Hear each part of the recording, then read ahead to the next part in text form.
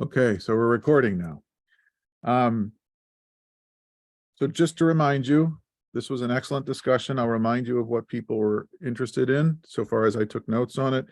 Then we'll talk about chapter 3 of section 1, the aestheta in their relation to the aesthetic body, and then move to section 2. We'll take breaks to have conversation. So what I heard was that Sally was talking about Edith Stein and empathy and how she saw a connection between this reading and that. And Sally had a question, can we know ourselves without interaction? And I really think that that is discussed in these sets of readings. So hopefully we'll get to that. But if we don't get to all of section 2 today, it really is in section 2. Daniel and Bill in particular were talking about the pure ego. Daniel talking about Sartre's critique of Husserl, who has said that Husserl is not true to the phenomenological method by means of accentuating the pure ego. And Daniel's question was, is he committed methodologically or metaphysically to the pure ego? Bill was wondering about the contentlessness of the pure ego and what the pure ego could possibly know. And then also in section 25, the communication between subject and object with rays going in both directions. Is that some sort of hermeneutic process? What is happening there? How can we envision that? Gordon was talking about the treatment of the body in section 35 and following, and how that anticipates later work, and was primarily interested in the distinction between vision and touch and tactile modality. Cauchy was talking about, does anyone before Husserl pay attention to the pathology of bodies? And I think just taking up that issue of pathology was really important, whether there was a history or not. How does Husserl's view on pathology help phenomenology? And then Olga was talking about the way that Husserl's view on the ego changes and mentions a hobby. So can everyone hear me okay? That was just me acknowledging to you that I heard what you said, and I'll keep it in mind. So I'd like to start with section 18, and that's around page 60. So section 18, I think, is pretty long and has these little letters within the sections, and I'll refer to the letters when I'm involved with each one. So Husserl begins this chapter by acknowledging that the thing we have been pursuing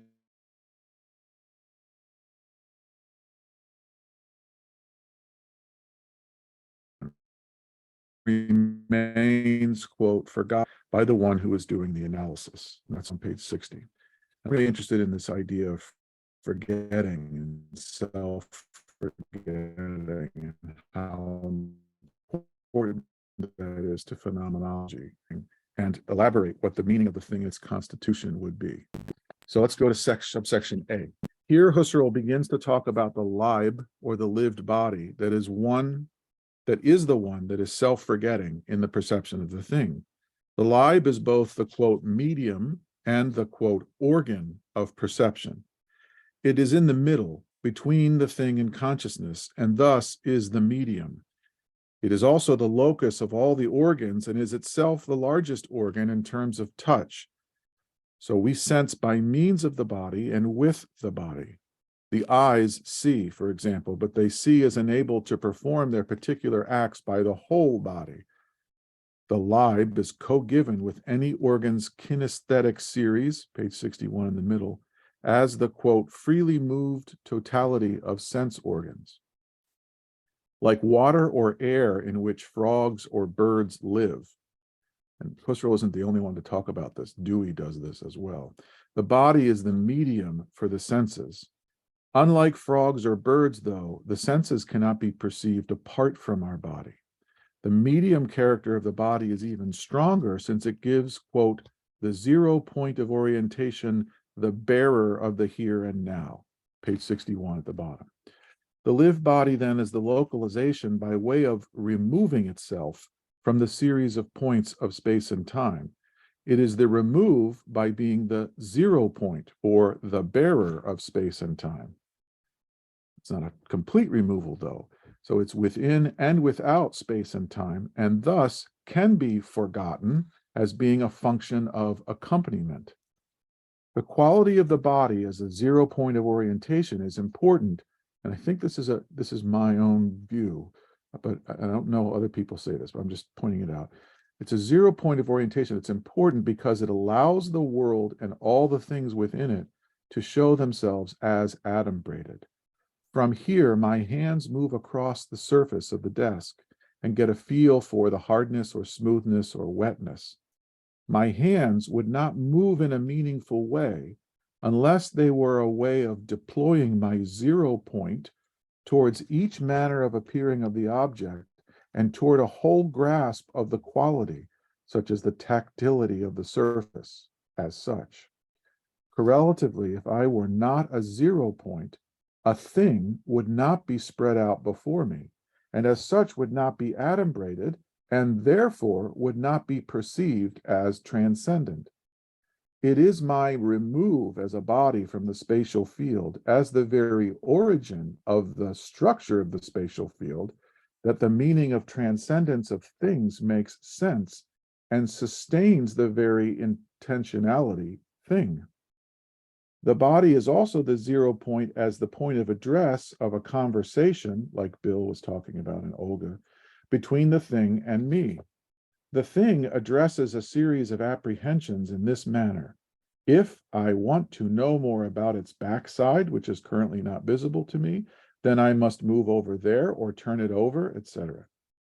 The if then or because therefore, these are structures of conditional or subjunctive relation that Husserl talks about, are thus conversations addressed to me as my set of possible future motions to learn more about the thing and to bring its givenness to always more adequate, never fully adequate view. This is on page 63 in the middle. Quote, if the eye turns in a certain way, then so does the image. Thus, the body is what allows the conversation between me and things to be tied together.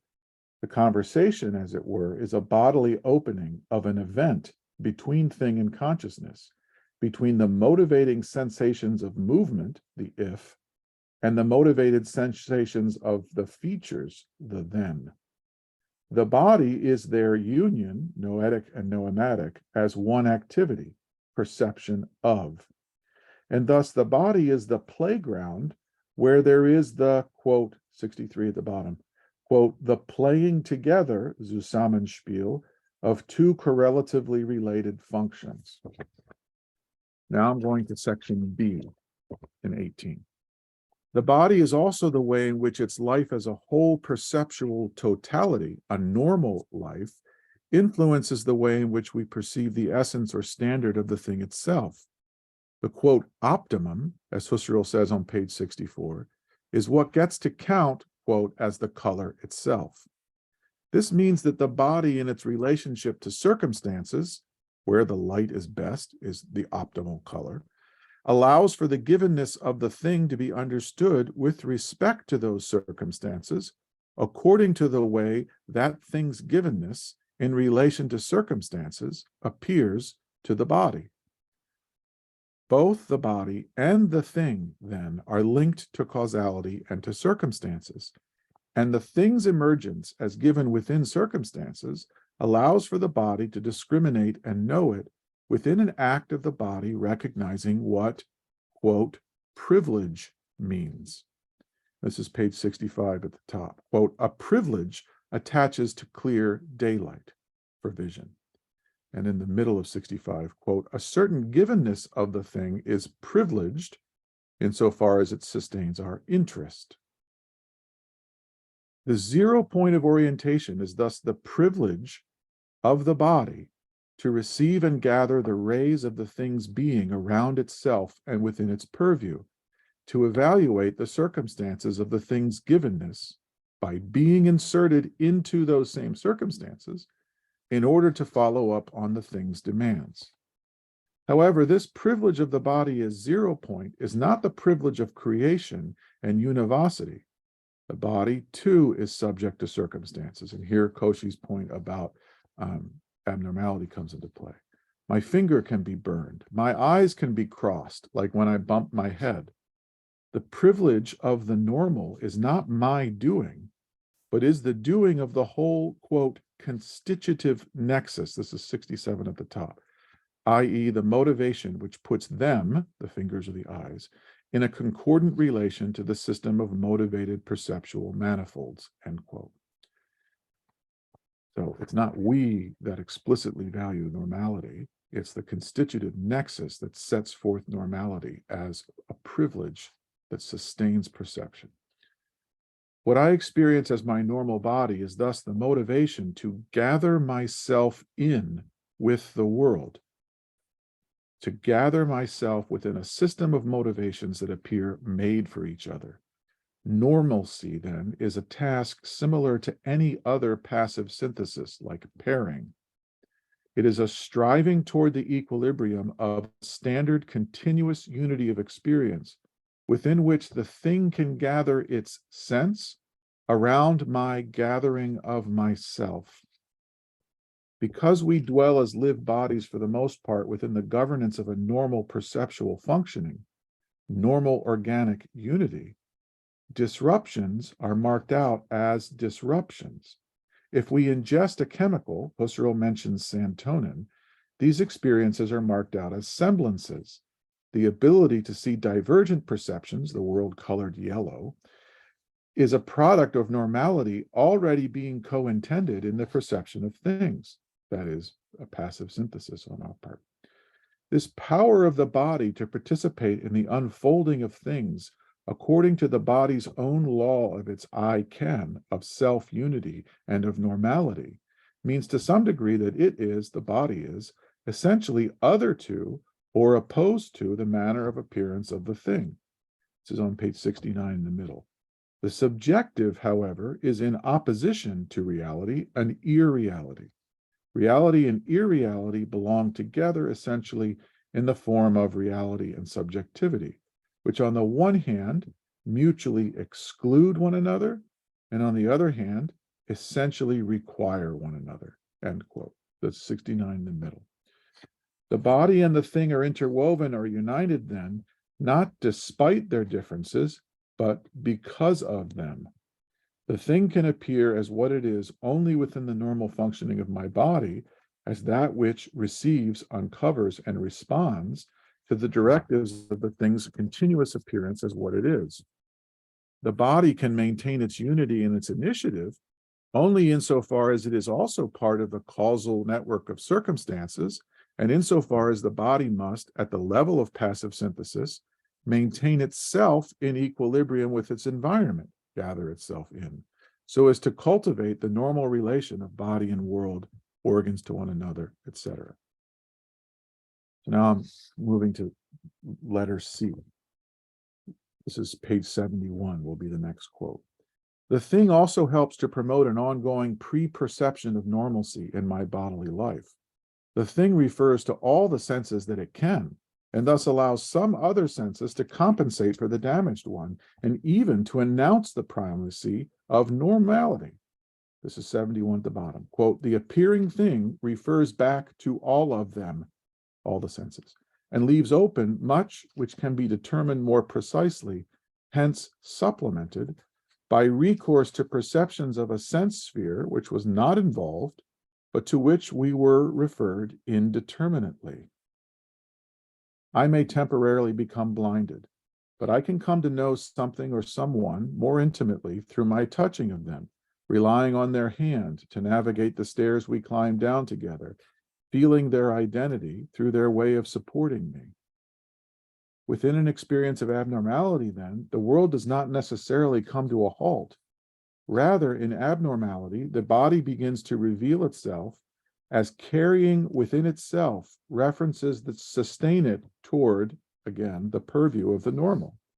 If my finger is burned and touch sensations are now challenging, Husserl says the following, so 73 at the bottom. At least, quote, at least the two hands can take each other's place and give essentially similar images, end quote.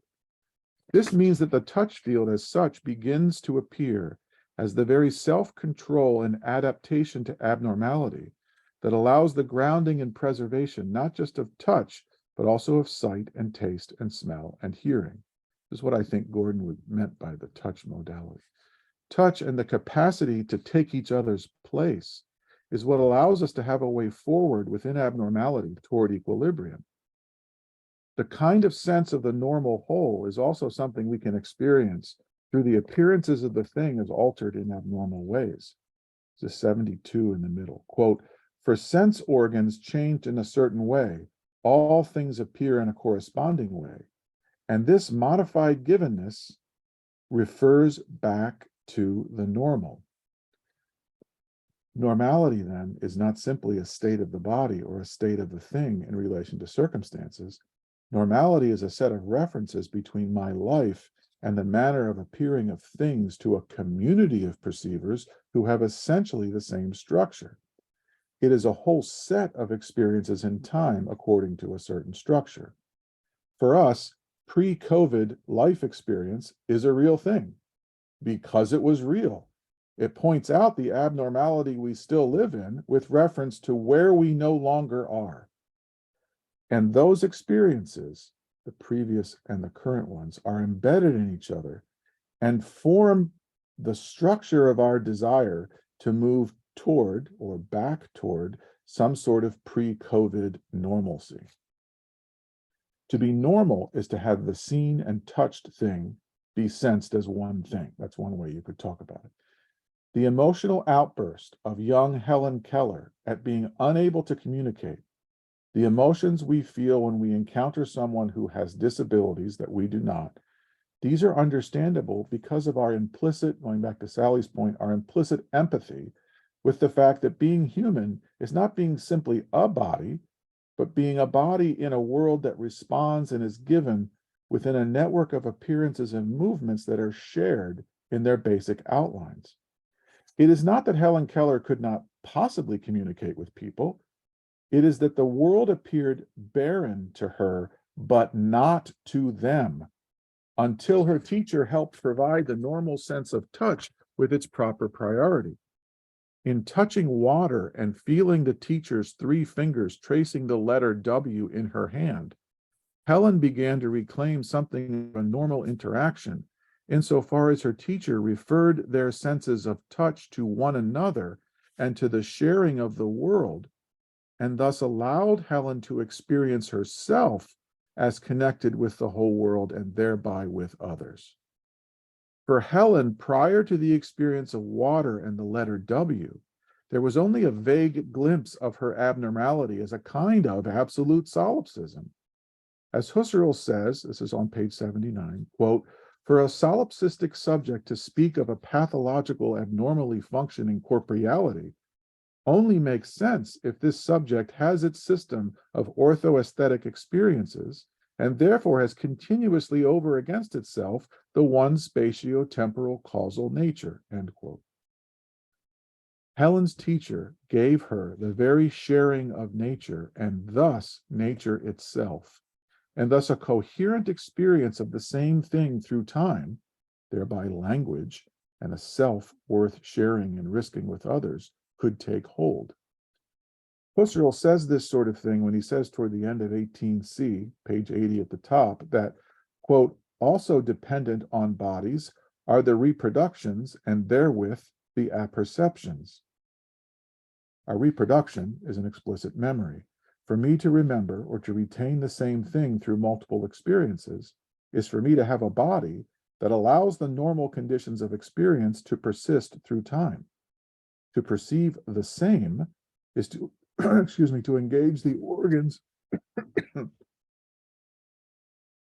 To perceive the same is to engage the organs and the appearances that they catch or receive in a consistent, continuous way.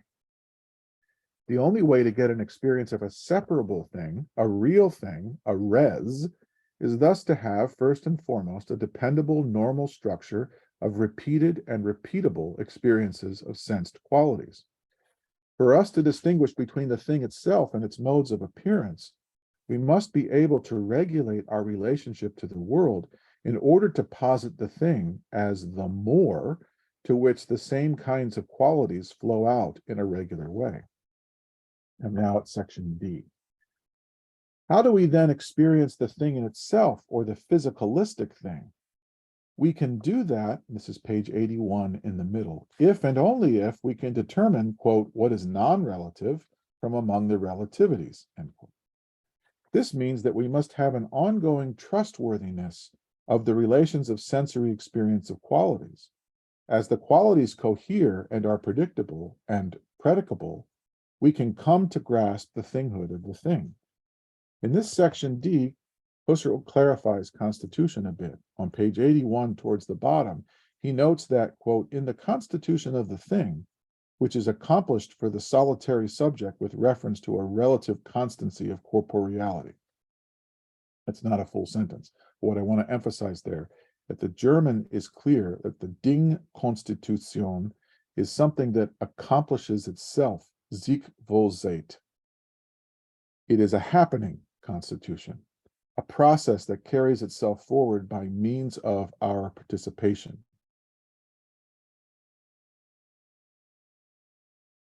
Precisely this process that carries us toward the physicalistic thing or the thing of geometry and physics.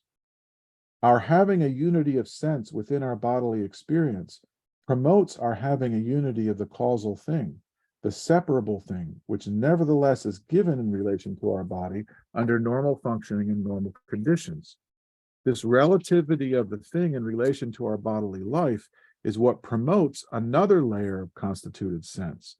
Quote, this is page 82, it is this relativity which demands, erfordert, the constitution of a physicalistic thing manifesting itself in the intuitively given thing. So the mere thing, the physicalistic thing, arises out of the intuitively given.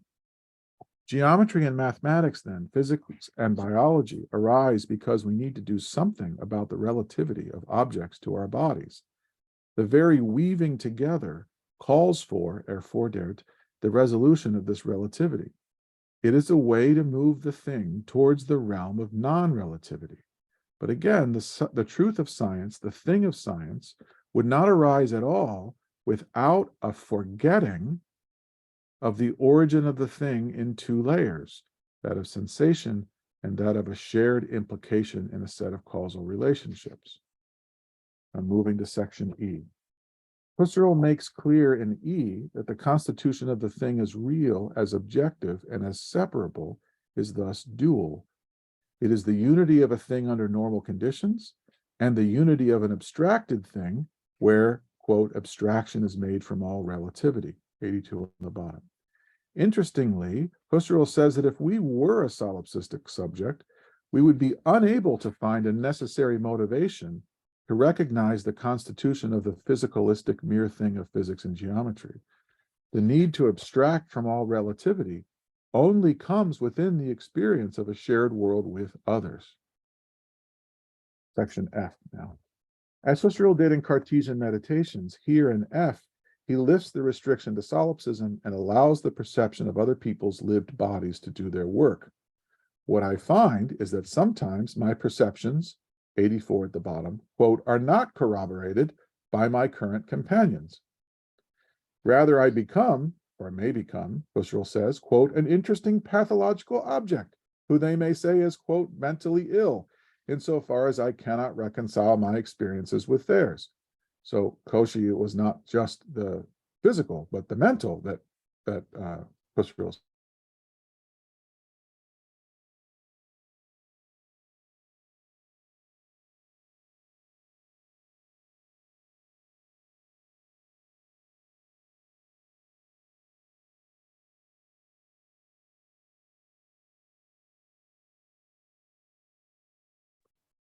Sound, Peter. Yeah, okay. So if you hear us, your sound doesn't carry for the group. The screen is frozen. So we'll have to, when the internet, okay. So I guess that. I'm back. Okay, yeah. You have to rewind a couple of last seconds. Okay. So, couple of last seconds. So did you hear when I started F? No? All right, so I'll start with F then. As Husserl did in Cartesian meditations, he lifts the restriction to solipsism and allows the perception of other people's bodies to do their work. what I find is that my perceptions are not corroborated by my current companions. And so that's where he says, I could be mentally ill insofar as I cannot reconcile my experiences with theirs. The problem, he says now, is how do our relations with those who might not be the same kind of normal perceiving subject as we are, how do our relations enter into the apprehension of a thing? All this is to show that normality is not simply a function of my own body, but of my relations with others, bodily, psychical, memorial. To find within the thing apprehension itself, on page 85 at the bottom, what are the contributions of intersubjectivity, is again to have to confront, quote, the ego's self-forgetfulness, 85 at the bottom. And this self-forgetfulness is going to be both the challenge to Bill and Daniel's point about the pure ego, as well as perhaps a route to the content. The thought experiment that Husserl has performed here in talking about the constitution of the thing from within a solipsistic view is so radical that it cannot hope to reach our everyday experience. Each of us has not only a lived body, but a lived body for others, which Sartre really makes a lot of, right? Or what Husserl calls, quote, the objective body, objektiven Leib. This objective body that we are is not something the solus ipse can ever grasp.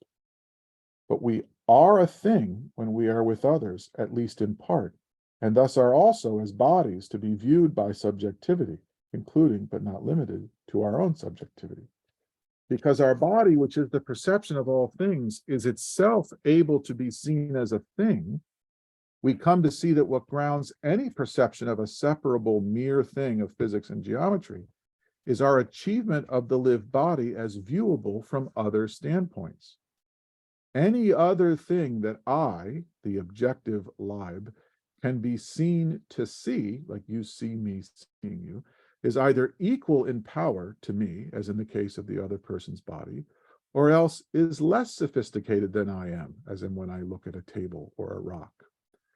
The mere thing is thus an object, quote, that maintains its identity, page 87, within overlapping perspectives, which are directly perceivable in my self-awareness and are implicit in each other thing.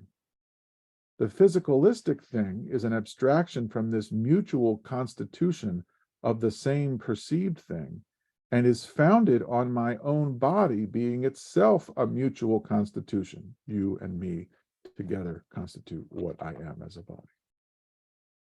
It is as if in thinking geometrically about space, we are trying to do justice to the irreducible singularity of our bodies.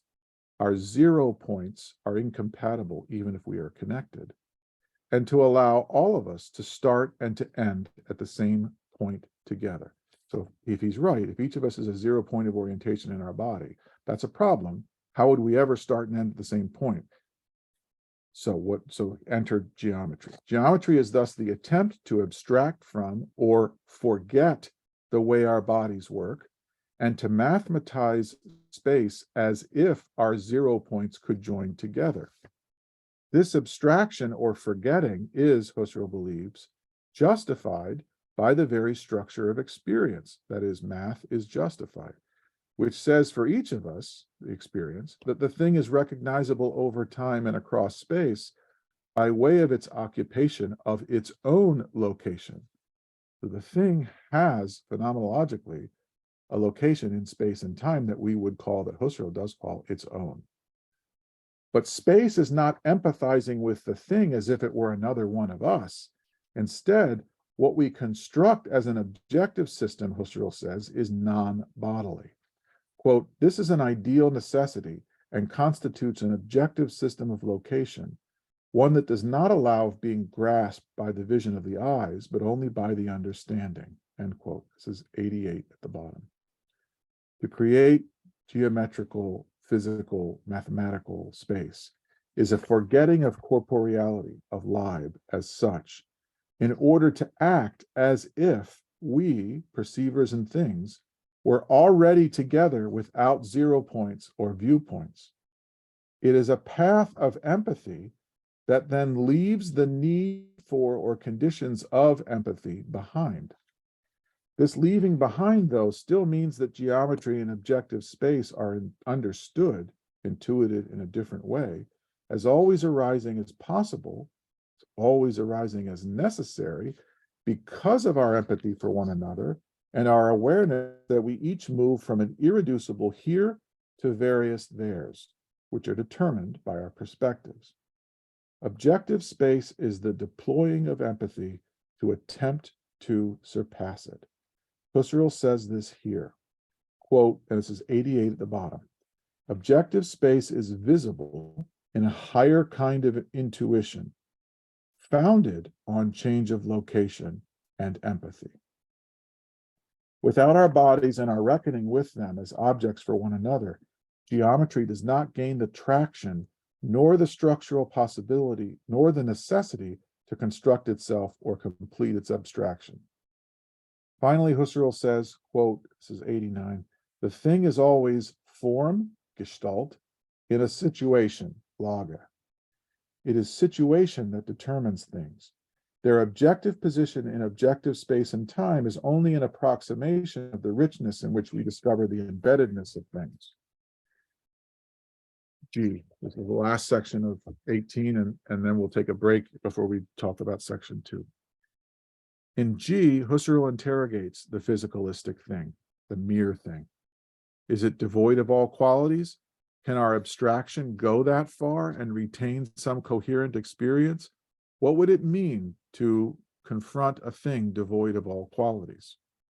So if you just have this thing that occupies, but is nothing else in particular. Let's say a triangle or something like that. Even God could not see a thing without qualities or with some absolute quality not given to our bodies. If God could do that, then either we would not know how to translate what God knows through mutual understanding, Husserl uses those words, or God would be completely out of our world of perceiving and would just be an empty word. This is on page 90 at the bottom. Quote, the absolute spirit would also have to have a body for there to be mutual understanding, and thus the dependency on sense organs would have to be there as well. Either God has sense organs or God is completely non-understandable. That's pretty interesting. To get to pure space, then, as Euclid or geometry does, is not simply to abstract from objective space, but to see, quote, the purely objective spatial form as belonging, again, quote, to a societal consciousness as a total group of possible experiences. This is pages 92 and 93. The form of objective space is us seeing together our seeing together. This is what I think the phenomenological description of objective space is. It's our seeing together, the fact of our seeing together, which is missing in Kant's discussion of the pure intuitions of space and time, but what I think is what Husserl is grounding it in.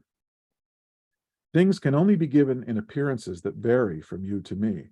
And this means that experience dictates that we be, quote, this is page 93 at the top, led back to a multiplicity of actual subjects, and in connection with them to still possible subjects. Experience as a whole then founds itself on empathy and our capacity to establish together the corroboration of identity. Science simply relies on that structure and then abstracts in order to posit the separableness of objective thing and objective form. Husserl finally shows in section 8 that normality is again a structure of experience within the layer or structure of intersubjectivity. Even if there were no given abnormalities or reasons for you to think that I was mentally unstable, even if that were true, we would still depend on the category of normality because of our absolute freedom. We can always, Husserl says, and this is page 94 at the bottom, quote, perform gratuitous operations on our bodies or on others' bodies, and then anomalies do appear. I found this really weird for him to say, but he says it. It's like, we get tattoos. We push people too high in a tire swing. We make love. We torture and humiliate. We make war. We think of strange analytic scenarios, such as a brain in a vat, and thereby push ourselves unnecessarily into the realm of the causal and the thing of nature.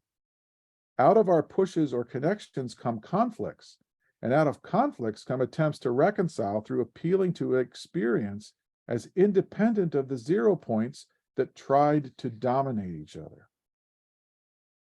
One final point that allows Husserl to go into the next section.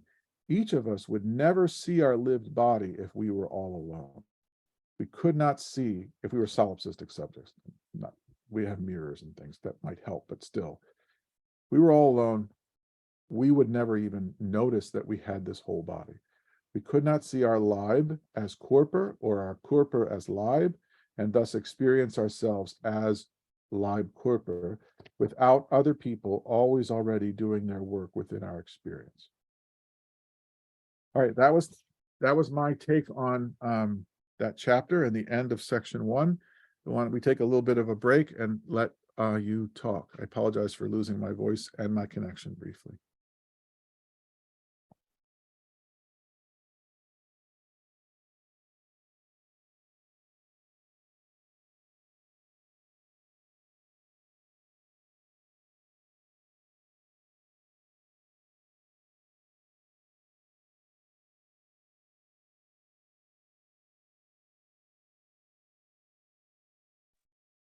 Is Peter frozen again?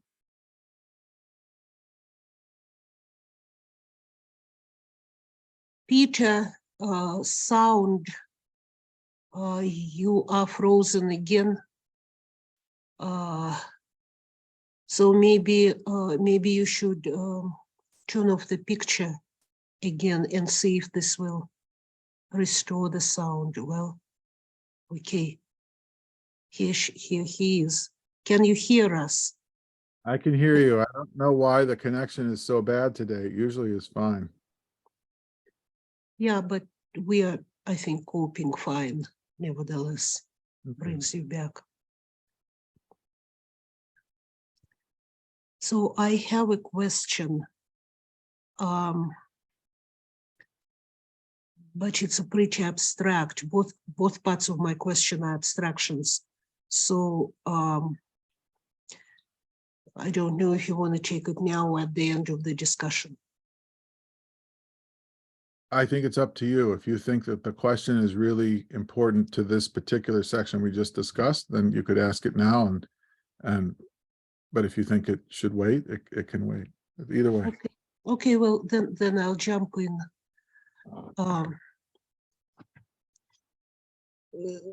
So when Husserl talks about the point of 0 orientation, there are also perceptions inside the body, right? Like body schema or tactility and other things. So the point of 0 orientation, I think, is not, or at least the way I read it, maybe not just the body, or not the body altogether, but a locale within the constitution of the body, which is really like a point of 0 orientation. And then I'm just trying to understand what he means by this point. In Ideas 1, he spoke extensively about the polarity of perception, that it's not just noema noesis, but a more sharply expressed intentional polarity. And so if we marry that polarity to the concept of constitution that he's examining now, then we should really end up with a location in the body where all possibilities of perception, all perspectival possibilities are given equally, which I think will be at the same time the location of this mysterious ego pole or the I am.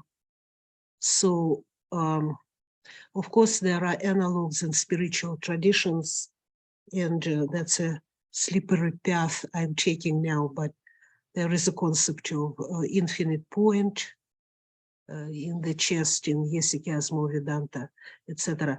So I wonder, where is Peter? Peter. Okay, I wonder if talking about the point of zero orientation, we really need to mean a certain location within the body schema, like a point, and it can probably migrate dependent on circumstances. So that's first part. A point has a polarity, as a kind of an ultimate polarity of perceiving subject. And the second equally, I think, abstract position is that I think that at the time of Husserl's work, there was already a special relativity theory out there, and there was a concept of Minkowski concept of time space, which appeared in 1908, I think. I don't know if Husserl was familiar with these works, but I think he should have been, because they were popular, I think, in academia in general and among thinkers. And so what special relativity in this Minkowski time space set of ideas brings in is that our coordinates and our position in space and all the concepts which are space dependent, they're always relative dependent on the position that the analysis takes in real objective space of the cosmos. So in that sense, there may be just one point of zero orientation altogether, if it operates according to the laws which describe objective universe. If we put this geometry, relativistic geometry, as a foundation of our thinking, then there can be just one single observer point kind of becoming incarnate in different relativistic positions in each one of us. So, but that's again saying both of these things. It's cognitivizing and abstracting Husserl's analysis of constitution to the degree that he probably himself didn't intend. But I just wanted to run it by you and everybody. Thank you. Can you hear me? Because my connection still goes in and out. Yeah, so you're alive, yeah. Okay. So I would like to think about this some more, and I'll repeat back what I heard you say. Welcome to Felix. We're finished with the section 1. We went through that long section 18, and we're preparing to go to section 2.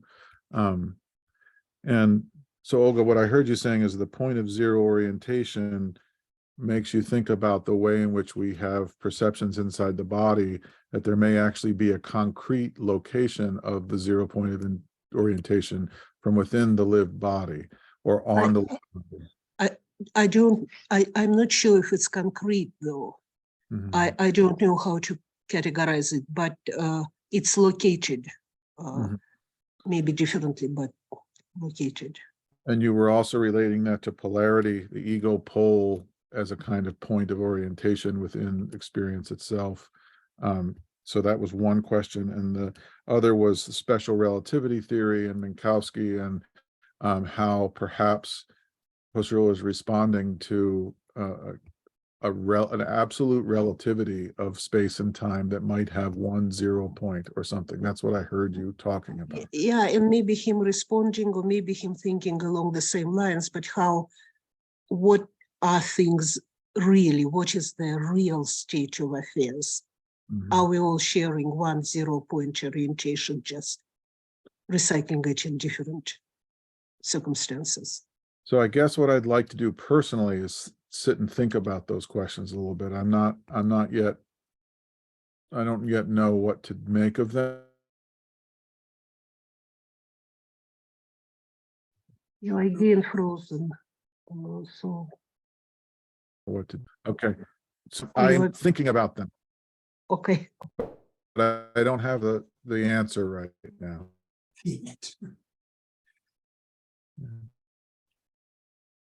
Well, I'm interested in a summary. Anybody else want to answer Olga or talk? Can you hear me? Yeah, okay. So I wrote down a little something that you said that's interesting about objectivity, which you said is, because I wrote it down, is the concatenation, if that's the right word, of the normal and then abstraction from all reality. So do I understand the normal to be is a 0 point, to use Olga's word, a 0 point experience in which we trying to, we didn't really talk about it, but how do we know what's normal when we're looking at something? We want it to be clear. We want it, if it's fuzzy, we can make it less fuzzy. If it, lighting is important. Anyway, we're experimenting in some sense with our own lived body to perceive. We're talking about perception here, perceive an object and to find it some optimal place for perceiving it. But then there's also this imaginative step, which abstracts from our 0 points to all 0 points, to all perspectives, in some sense. And that requires empathy, as you pointed out, and also this imaginative variation. So what interests me is how we learn this. I can sort of see how I can learn the normal subjective part, but how do we learn this other part, which is other people's perspectives? Thai play, which we studied many years ago, talked about co-perceivers, that we somehow or other have in our perceptions co-perceivers. I mean, we are somehow living in this world in which we're both 0 point, our perceptions, but we also experience ourselves as being in a world, as in a world that's not just ours, and that others live in a similar world. And that seems to me quite not an amazing accomplishment. I don't know how that's maintained. How is that? I don't know.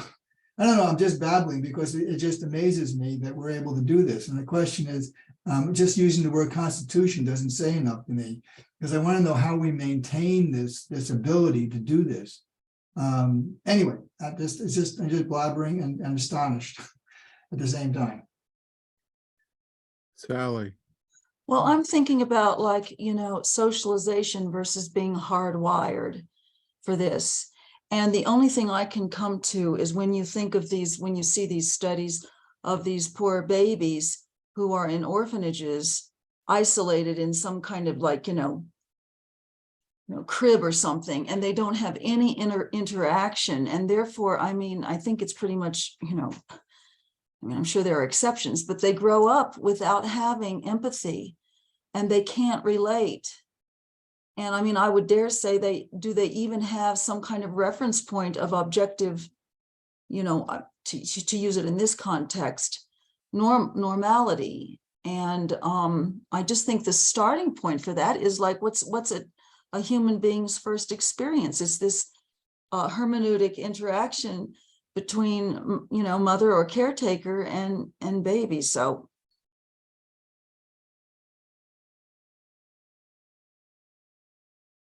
Felix, yeah. Yeah, I find that whole discussion of normality very interesting, but I tend to read it as a regulative rather than constitutive idea. I mean, in the sense that in order for perception, even at the solipsistic level, to take place, one has to have a distinction between what is normal and what is pathological, what is normal and what diverges from the norm. But it's regulative in the sense that we can never gain that total normality, because to do so would be to find ourselves in an optimal position with respect to basically to everything in the universe, which is not going to be possible for us, and therefore, what I read that last section as, I want to push Husserl in that last section of that last part of the first section to think not just about us as subjects, not even about just animals, but like about all things as in relations of sense qualities. In other words, having sensible relations to things, but having them in respect of various forms of normality and abnormality, and that being a kind of as I say, a regulative idea, because we're never going to get the harmony, the gelling of those normativities or normalities, but we need them, because otherwise we lose the very notion of objectivity.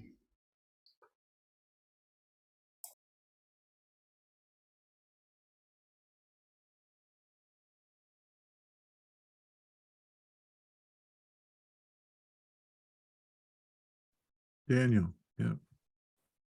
That's very interesting there. I mean, with respect to what was being suggested there about a regulative idea, there is somewhere in Husserl, I'm afraid I can't remember exactly where. It might be in Ideas 1, it might be in Ideas 2, where he explicitly speaks of the object as an idea in the Kantian sense. And that seems to imply some kind of regulativity there.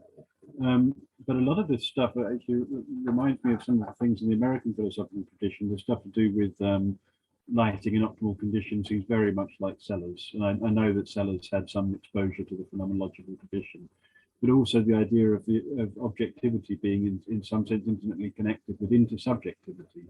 So Peirce is a philosopher who I've some knowledge of, and there seems to be a surprising similarity between people like Husserl and Peirce in this regard. You also mentioned Dewey, I think, Peter. But this idea that the normality of the object will be somehow set, it will have to meet a standard which is set by an intersubjective agreement. Now, I suppose there'll be important differences between the pragmatists and this sort of Husserlian phenomenological position here, insofar as the agreement in the pragmatist case will be postponed indefinitely. It will always be the object of an indefinitely distant consensus of opinion met by, but also there are certain membership criteria. I think certainly for Peirce, you have to be a member of the community of responsible scientific inquirers or something like that. So there will be membership criteria which will not be quite as demanding as in the Husserlian case, I guess. So yeah, sorry to waffle a little bit there, but I was very surprised by some of these. I can see where it comes from in Sellers' case, because I know that he had some exposure to the phenomenological tradition, but that was a surprising similarity in the early pragmatist tradition, I thought, at least, anyway.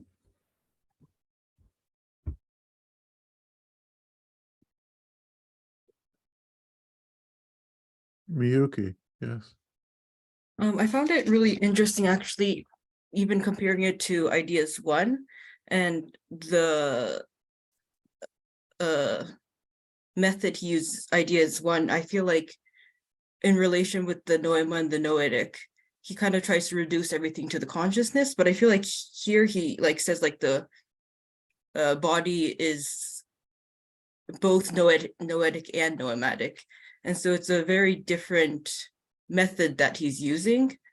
And when we talk about intersubjectivity and empathy, I also kind of feel like he's not reducing everything to my consciousness, but there has to also be an understanding of like more of the noema, so like what the other person is thinking. And in that sense, I feel like even empathy is both noetic and noematic. And so it seemed very interesting, the different position he was taking towards noetic and the nomadic structure. Yeah, I'd like to pick up on that a little bit, because that was almost exactly what I was thinking. In Cartesian meditations, he tries this long conversation about the alter ego.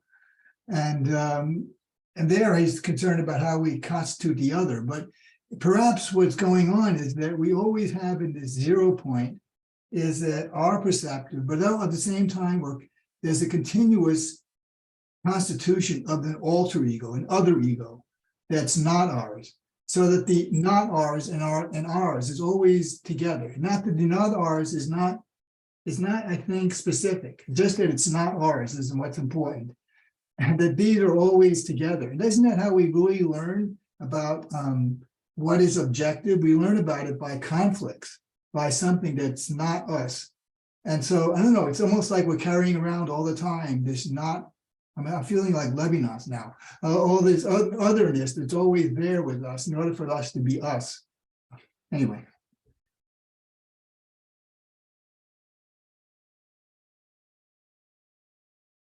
I had a question about the text. He talked about the absolute freedom, and I think you kind of referenced it as well, but I didn't really understand what he meant by that. And yeah, if you could kind of clarify, that would be very helpful.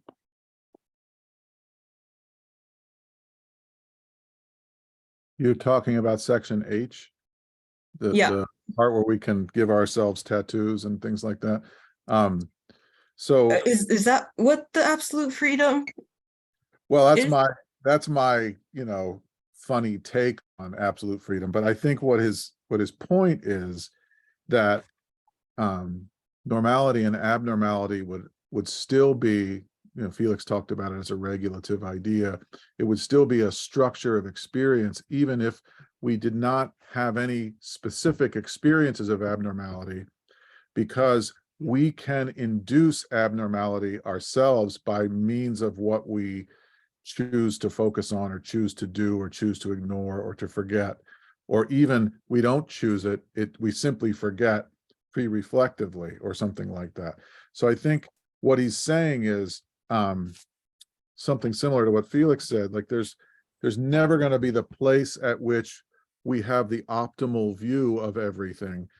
And there will never be a time when we're not fragile and susceptible to not being in a privileged position because of what we are doing in the I can. So I think what he's saying is the I can commits us to limitation and to standpoint and to this and not that, or as Bill was saying, self and not other, and therefore commits us to being vulnerable to abnormality, whether it's through rejection by other people or whether it's just putting ourselves in a non-optimal position to experience things. We deploy abnormality just as much as abnormality might be a circumstance that happens to us. So there's no way to separate whether abnormality is a state of the universe or a state of consciousness. It is embedded in their interrelationship is how I would see that. Olga.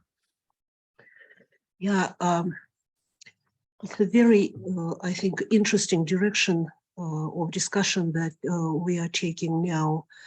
And I was also thinking about this concept of absolute freedom. It appears first, I think, in the context of discussing reduction in Ideas 1. And then Husserl interprets the freedom, this as a freedom to suspend ontic positings, meaning that we can deem such things as real, or we can suspend them, or we suspend the judgment, or in certain ways or certain situations, we can even relocate the attribution. And that's this, there is on one hand this perceptual faith, but within that perceptual faith, we have a freedom to even completely suspend it or redirect it. And I mean, we do this all the time, for example, by dissociation or by, choosing certain venues in our life. And so, and I think that when you talk about tattoos, we have a freedom to make tattoos or go get drunk or, do something else which is marginal, or we can choose a university of certain kind. I think it's like an existential incarnation of the same concept, the freedom of positing. But then again, he doesn't push it to the degree of relativity. I mean, he never pushes anything, right, Husserl, to relativity.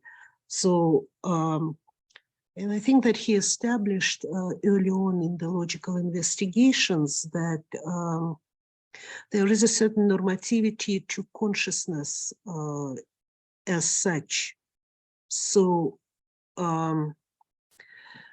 well, subject-object polarity, intentionality will be part of this normativity. So I think that analytically, at least analytically for myself, I differentiate between the socially constructed normativity and normativity constructed or constituted here by interaction with others, and normativity of consciousness, which is on a larger scale and metaphysical and connected to the existence of life, etc., connected to objectivity of sciences. So I don't know exactly where to go from there, but Well, what it makes me think of, and I'm aware I shouldn't say very much because we do need to try and keep going into two, because to answer to the pure ego and to touch that Gordon and Daniel and other people, Bill, have talked about. I think that for Husserl, while I agree that normativity or normalcy is a kind of regulative idea, I think it's also directly experienceable. And it's experienceable in those words of forgetting and privilege that he uses several times in this chapter. Like, I can experience the privilege of a social structure of normality. We say, read the room, Peter. If I make a stupid remark that everybody hates, I have not read the room, which means that I have not done the work of experiencing what counts as a privileged comment within the group of people who are in the room.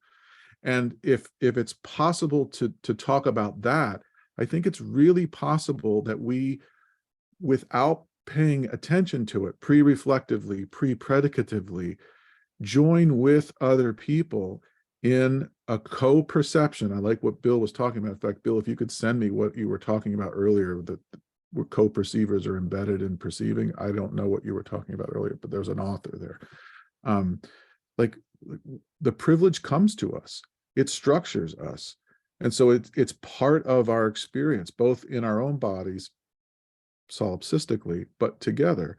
And so I think for Husserl, every aspect of our structure must be experienceable. And so I'm always looking for the terms that suggest that in what he's writing. And for me, privilege was one of those in this section. All right, well, I don't want to cut anyone off, but I would like to keep going if that's okay. that all right? So let's look at section 19. We're in section 2, the constitution of animal nature. What I'd like to do is do chapter 1 and then break again for discussion. I think what I really like about what everyone is doing is that we are now talking about ideas 2 in relation to ideas 1. And we're asking really great questions. Like, Olga, I'm still thinking about the relationship between 0 point and polarity. I think it's really productive, but I don't know what to say yet. So I'm just going to continue. When I don't know what to say, I hope you'll forgive me. You and Bill and other people who I just sort of nod and repeat and then pass over, right? But anyway, section 19. So Husserl says, and this is page 96, that we are looking for the, quote, most original presuppositions of the study of the psyche. And I don't know why people translate psyche. It's the same word most of the time. It's Seele, it's soul. I would say soul, but and maybe other people's Felix, other people can say why the translation varies back and forth, but it's mostly the same word. This means that we are looking for the way in which we posit the psyche on the basis of, quote, originary presenting intuition in a straightforward way as a being, als Seiendes. This is 96 at the bottom. We are not looking to already established psychology for the definition of the psyche, as theory relies on original intuition in some way to establish its premises or axioms. By looking for this originary intuition, then, we are using the presupposition of science to make a presuppositionless science of the psyche and the soul. In other words, Husserl says, we are looking, quote, to draw out the experience of the authentic concept of the psyche, Seelische. Page 97 at the top. How do we draw out this concept? And again, phenomenology, the drawing out of concepts from experience. By eidetic intuition of the experience of the psyche in general, quote, precisely as it is made explicit in any experience. Page 97. Whether yours or mine or ours, the psyche as an experience will allow us to witness, quote, the unfolding, Entfaltung, of the intentions essentially involved. So on to section 20. We have experiences of bodies, both our own and that of other material things. These experiences have a principle of unity that is what experience itself dictates to be a stream. This means that each lived experience is not a, quote, annex, page 98, not a rogue, but has, quote, internal connection to all other experiences, or at the very least to those that precede and follow them, or could be motivated to establish connection to them. Lived experiences then are experienced by me as, quote, interwoven, 98 in the middle, as, quote, flowing into one another in layers, and as, quote, possible only in this unity of a stream. We cannot have only one experience. This experience is already on the way toward that one, already biting into it or bound together with it. But the stream itself is bound with other, quote, further unities, 98 at the bottom. The stream is bound to the experience of the ego and of the soul, as the stream, quote, in no way coincides, Zusammenfällt, with the concept of the lived experience. What Husserl does not say here, but which I wonder whether makes sense for him, is that the very interweaving of the experiences is the production of the ego and the soul. The parts in their unity found the emergence of their own unity in different terms, as exceeding them and reciprocally making their togetherness possible, yet as founded by them in their method of unity. This is me trying to massage the question of whether the ego is, in Daniel's point, metaphysical or not. Whether or not the ego and the soul are such reciprocally foundational unities of and with the stream of lived experience, it seems clear for Husserl the main issue here is the question of the unity of the transcendental ego and the personal ego, who is, quote, affiliated with, zugehörigen, which I think means belonging with, the soul, 98 on the bottom. Given that the soul is, quote, bound together with the bodily reality or interwoven in it, again, 98 at the bottom, then is the transcendental ego also in some measure bound to bodily life. Notice here that much like the individual lived experiences are interwoven or bound together, The higher level unities of ego, psyche, soul are in some sense also interwoven. The method of unity of the stream is the method of the unity of soul and body. What does this isomorphic structural replication mean for us? And here I'm listening and thinking about Gordon's comment on the listserv of the way that Husserl's metaphors or metaphorical terms suggest something. Section 21. In this section, Husserl emphasizes that soul, body, ego, quote, are most intimately interwoven, innigst erflochtene, and mutually interpenetrating, durchdringende. The method of this mutual penetration, however, is not the same for both parties. The soul could, in principle, depart the body. But, quote, the body, on the contrary, cannot depart. This is page 100 in the middle. Even a ghost, Husserl says, has a version of a body, a pure schema or spatial phantom, page 100 at the bottom, which allows its personality, such as it is, to shine forth. The ghost has lived bodily properties, Husserl says, as, quote, consciously stricken out and characterized as unrealities. This is an interesting detour. Why is Husserl making it? Why talk about ghosts? We have experiences of image, spatial phantoms, and those seem to make sense when doing a thorough review of kinds of possible experiences. But ghosts? In looking at this phenomenon, I believe Husserl is both engaging in a thought experiment. Can a subject be thinkable without a body of some kind? No, is the answer. And in a kind of religious hermeneutics, that may make a good deal of sense. Moses meets God face to face on the mountain, and Moses' face glows after being in the presence of the face of God. The risen Jesus appears to disciples and eats fish. Later, he lets Thomas probe his wounds. Why? Because the body of the risen Jesus needs to be able to answer to the conditions of possibility of manifestation. This is Husserl, page 101.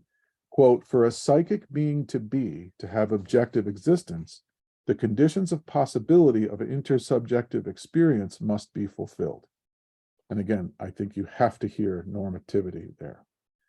So any psyche showing through any kind of body must be reachable through the experience, going back to Sally's point, of, quote, empathy, 101 in the middle.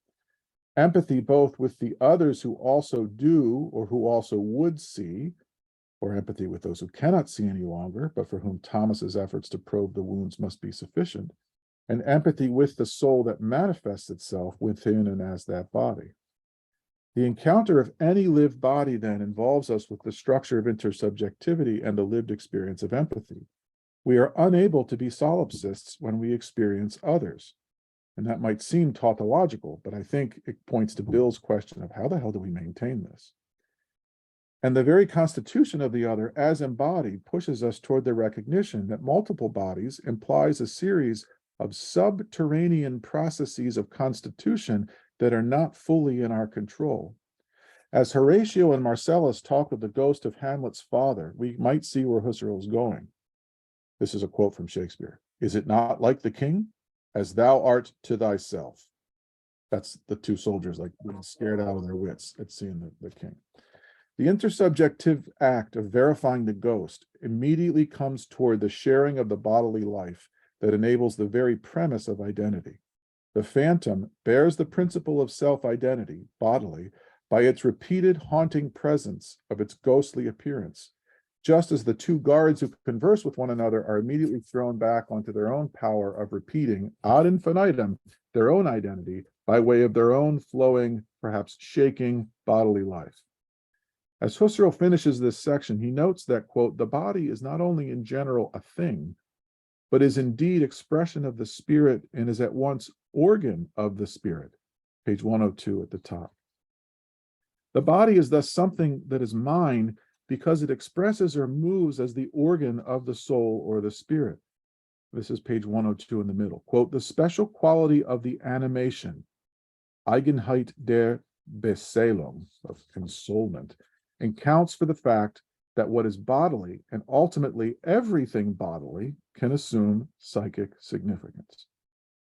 That's a pretty big claim. Everything bodily can assume psychic significance, even the things we might say are most completely automatic, or as Merleau-Ponty dealt with it, physiological. Even the physiological has consciousness written all over it. The internal principle of the body then, animation, Beselung, is what allows the body to be experienced as different from the merely material body, or Körper. This recognition that the body depends on its lived character from within is what Husserl says, quote, leads us back to a purely psychic ego, seelische Ich.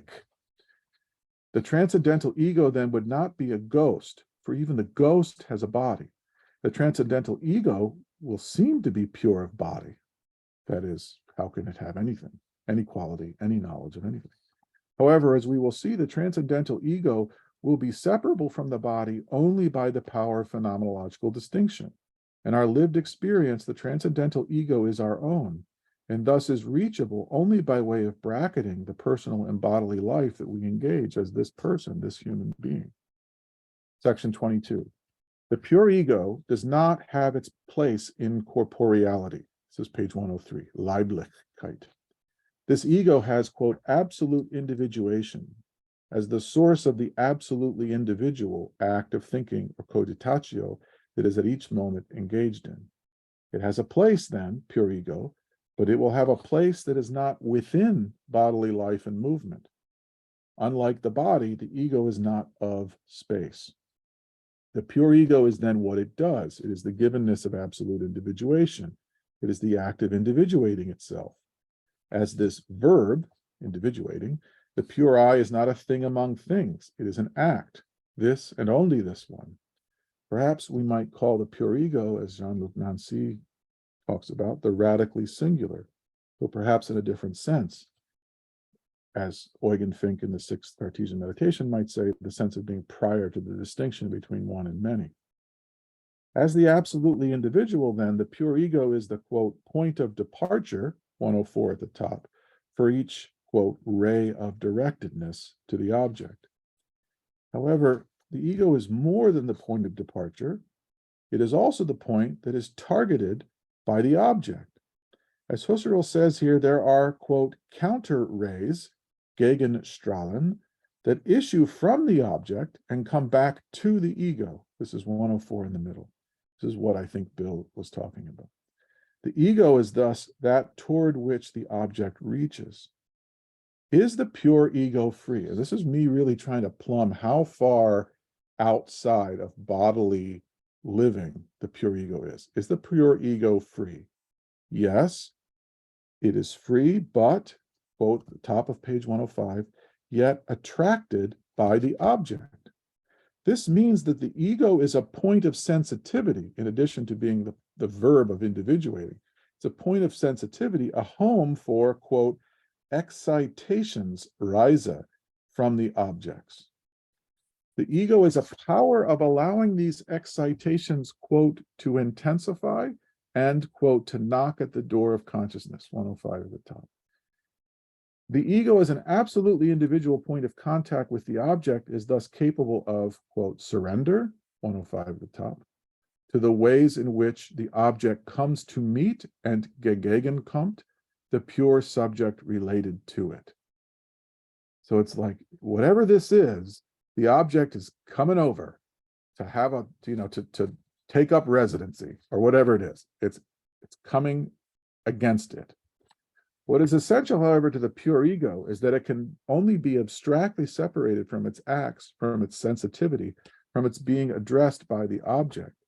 The distinction makes sense for the phenomenologist who is reflecting, but the ego is nothing by itself. It can, quote, never disappear, but it only, quote, steps forth or steps back, 106 in the middle.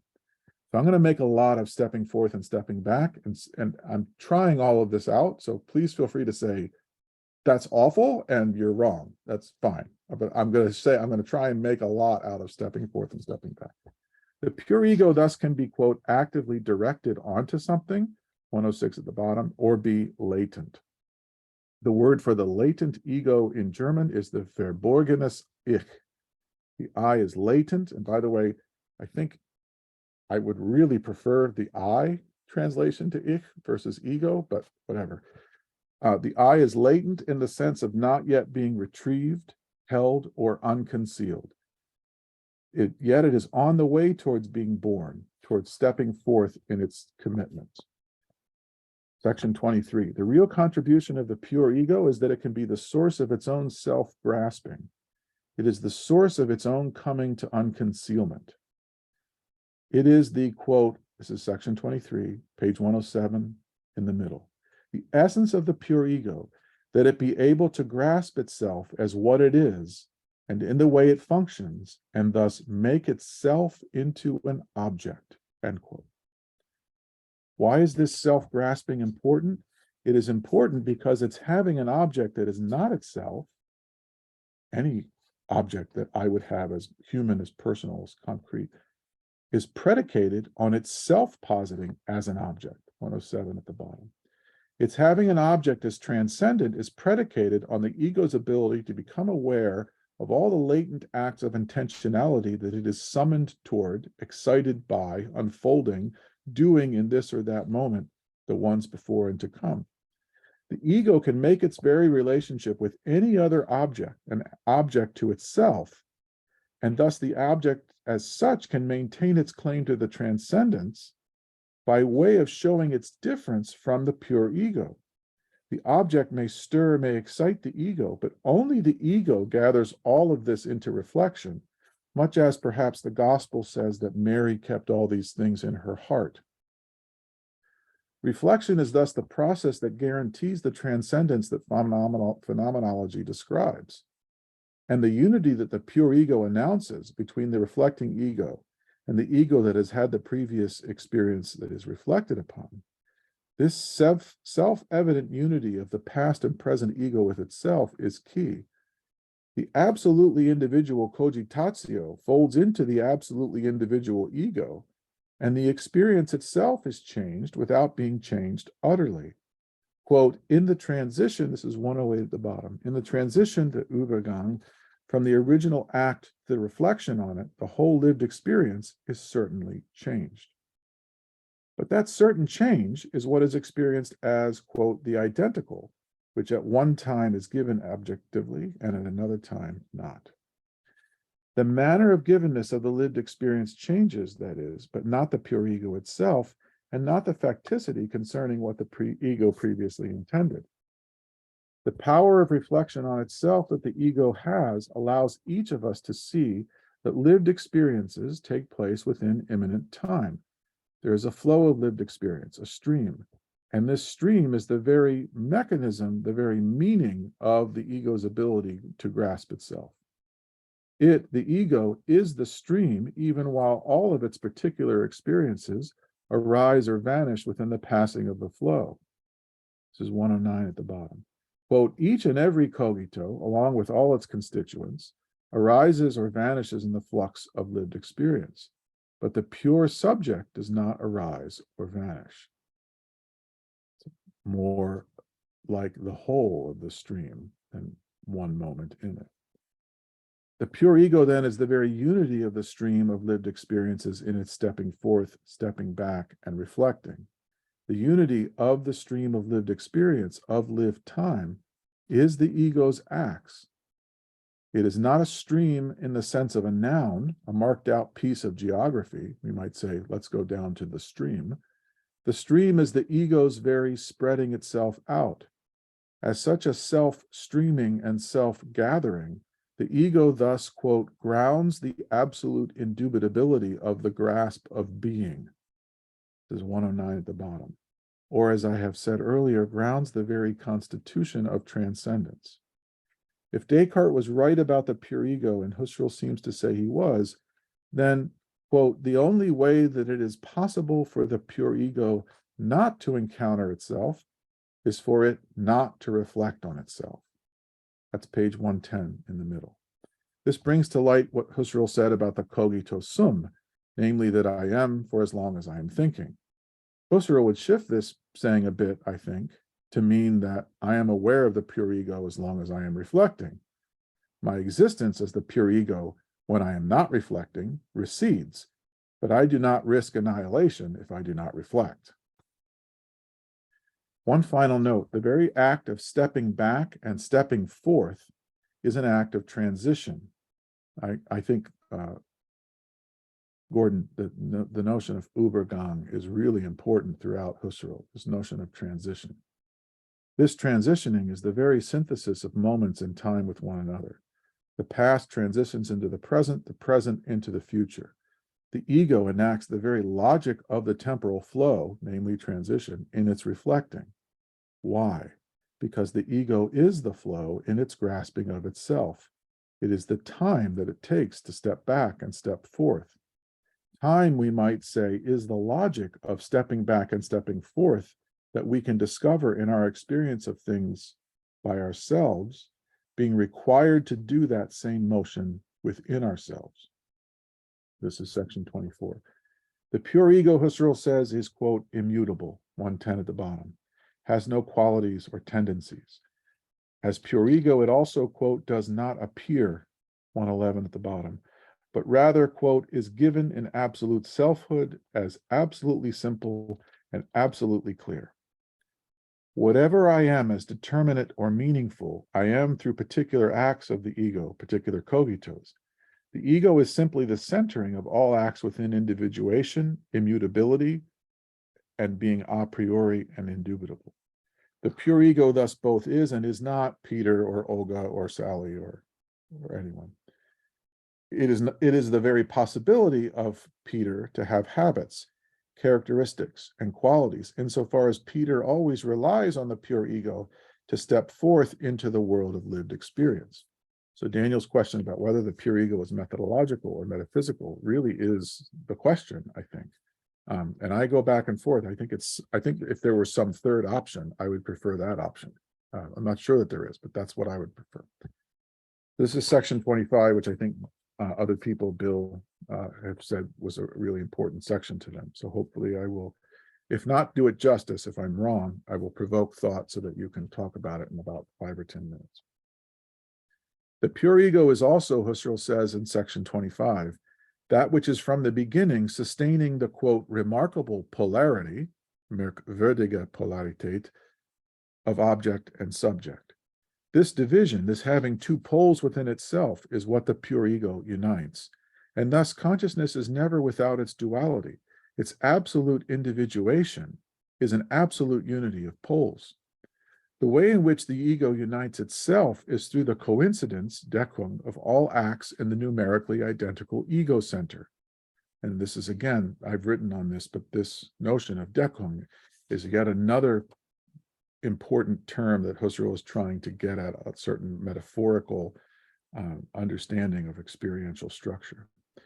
This notion of overlaying, Deckung, like an overhead projector upon which you lay down multiple slides to show, for example, changes in the allegiance of a terrain during a war, is what allows the center to be presumed and to function without appearing on its own.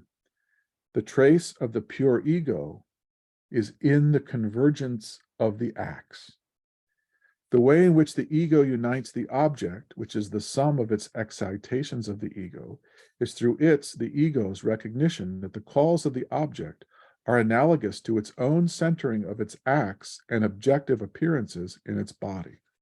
So I think Miyuki's point earlier about the noetic and noematic shift between ideas 1 and ideas 2 has its relevance right here.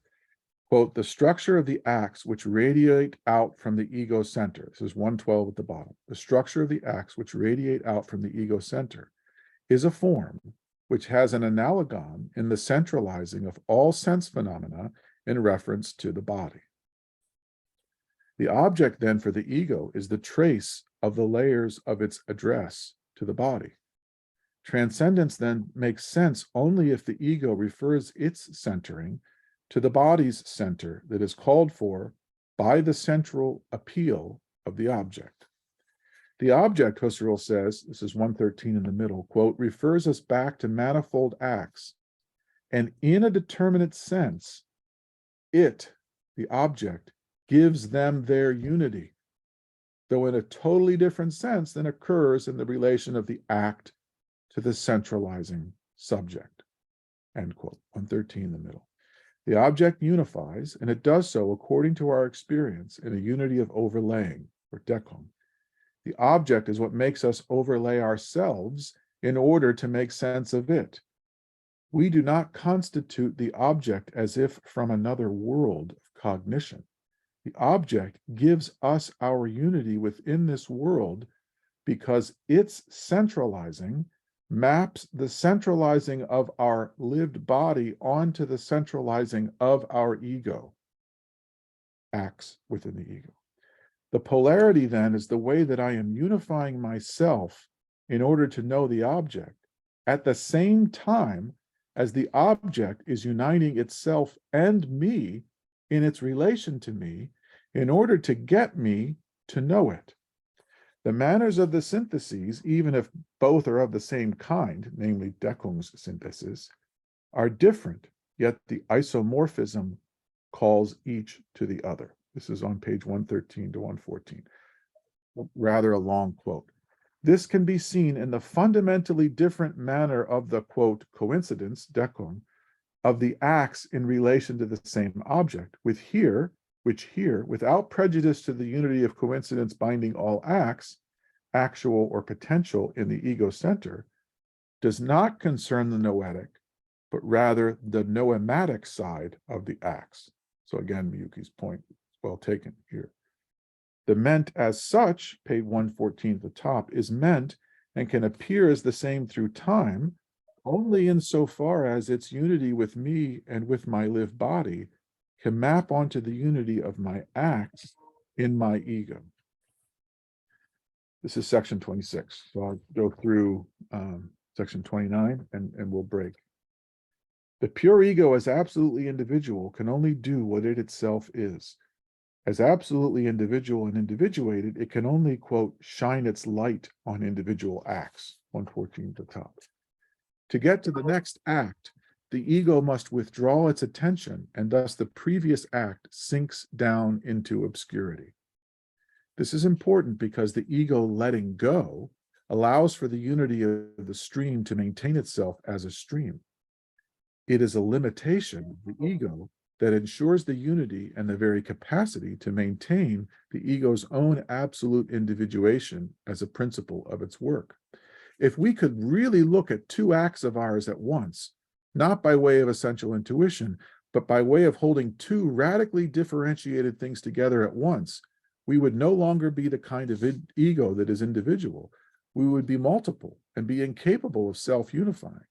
To be unifiable is to be self-releasing, self-concealing, letting go, self-forgetting, in order to remember, and thus to always be at each moment the only individual one. We have to be in this one and then that one. The pure ego, section 27, is also responsible for my personal ego, my human self-awareness as Peter. Quote, this is 116 in the middle. I, as a human, am a part of the content of the real surrounding world of the pure ego, which, as the center of all intentionality, also accomplishes, Vollzeit, that intentionality by which is constituted precisely I, the human, and I, the person. The pure ego thus sustains me as this person because it ties my co-appearance, Miterscheinung, with the appearance of any particular thing whatsoever, including the world as such. In tying my appearance to that of the world, the pure ego thus, quote, posits implicitly, page 117 to the top, itself within the life of Peter or this person. Or to put this another way, which might resonate theologically, I am within the pure ego, and the pure ego is within me. To have this self in this world is to have a pure self within the stream of temporality as such. Everywhere I look, I encounter myself as dual layers of the same thing. The pure ego, quote, encounters itself again as pure ego in the human being, page 117 at the bottom. The pure ego thus has a life that is about encountering itself as implicit within the human being. This is where I'm leaning more towards the ontological character of the transcendental ego. And reflecting phenomenologically then within the transcendental reduction, within the epoche, what I notice is that I cannot simply be this human being. Rather, I experience myself as having a core, much as I experience the noema as having a core, on 17 at the bottom. Quote, the real ego includes the pure ego as its apperceptive nuclear content, Kerngehaltes. The noema has a core, I have a core. That's why we can relate to each other. That might be the ontological claim. Section 28. This finding the pure ego within myself, however, is only true from my concreteness back towards purity. On its own, the pure ego is not constituted through manifolds. It is not something we experience directly as having sides or properties or qualities. Rather, quote, the pure ego must be drawn out of the originary givenness of each cogito. Much like you draw out concepts from experience, the pure ego must be drawn out. The pure ego is the principle of unity. It's an act, and as such does not have a concrete life in the way that I do as Peter. As Peter, I have a life in relation to the world and others, thus I am always revealing myself as genetically and historically becoming. The pure ego, it would seem, does not become, since it is always only related to itself as a structure of immediately self-transparent living. It lives by and through itself alone, and it hides itself within its individuated acts for me, Peter, to find it. Section 28. As I have mentioned in my reading, Husserl claims that the pure ego belongs, gehört, to its own stream of lived experience. The one pure ego is constituted as a unity in relation to this unity of the stream. That's page 119. The pure ego, thus, in some sense, is self-constituted. Now, what that means, I think I would really like to talk about, because I think more along the lines of event or Ereignis than I do of self-reflective, meaningful, chosen this, and this. That means then that the pure ego recognizes itself in relation if it's self-constituted, but its relation is structural and is neither an appearance nor a non-appearance. The constitution of the pure ego is thus a primordial reflexive event. It is an event and thus an object in the way that no other event or object can be. In relation to the stream of lived experience, the stream of internal time, the pure ego can, quote, discover itself as identical, 119 at the bottom.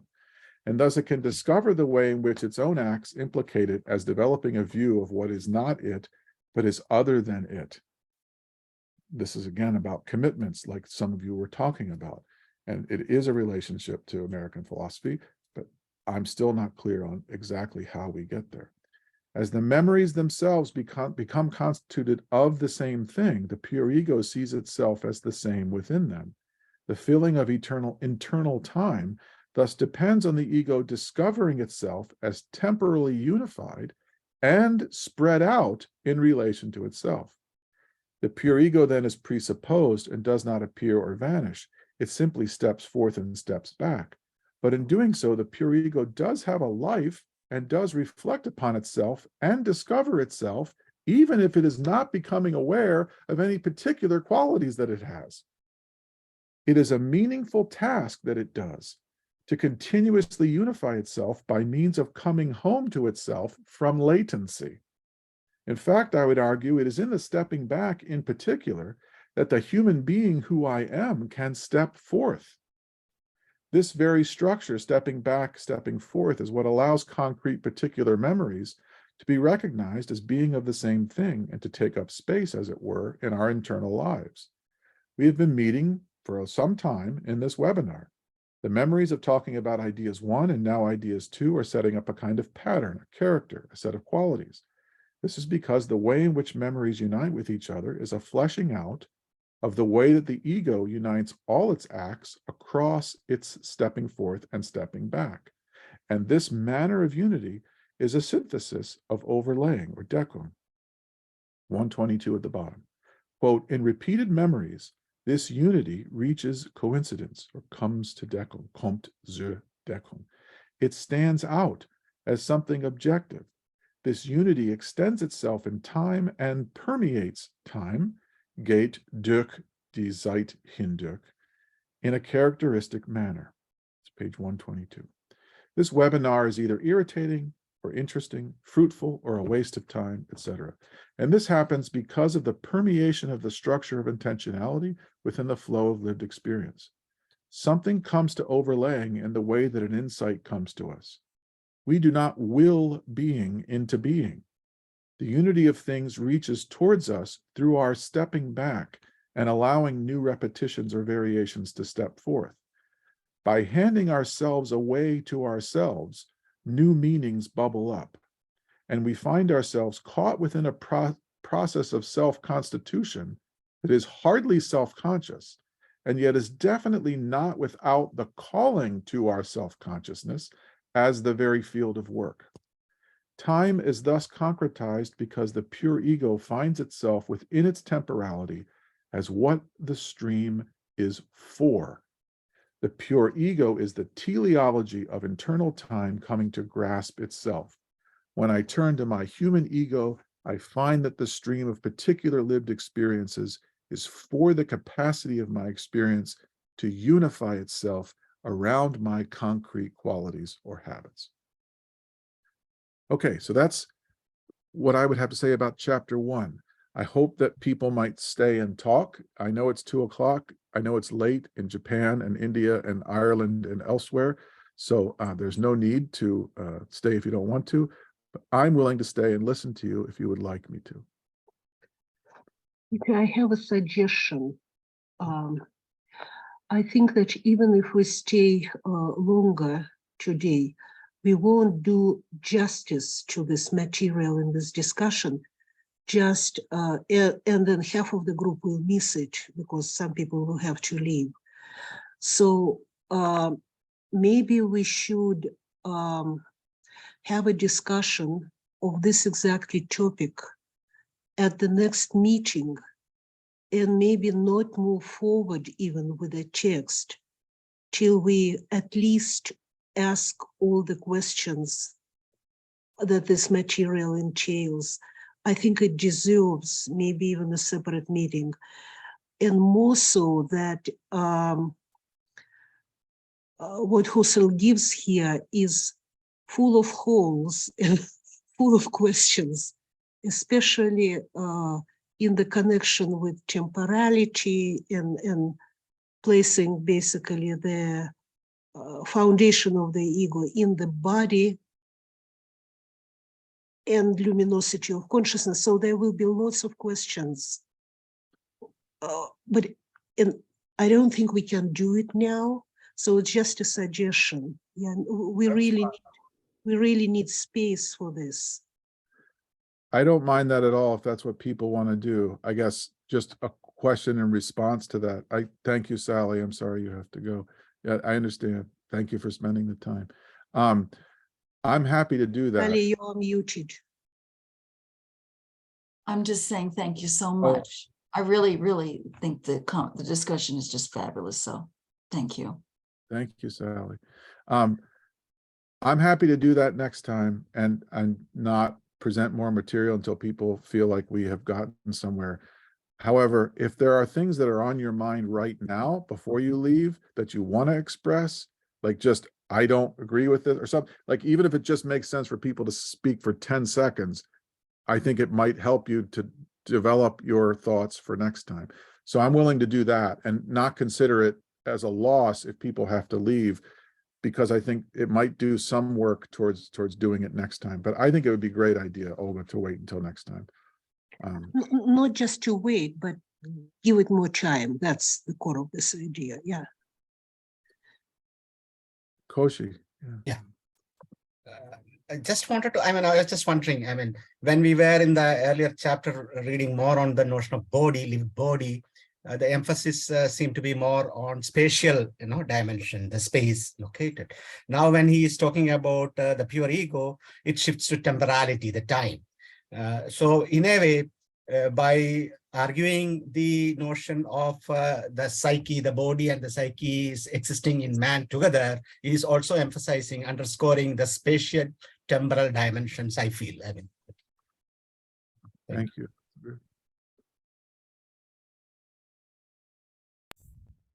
I'm sorry, go ahead, Felix. Sorry.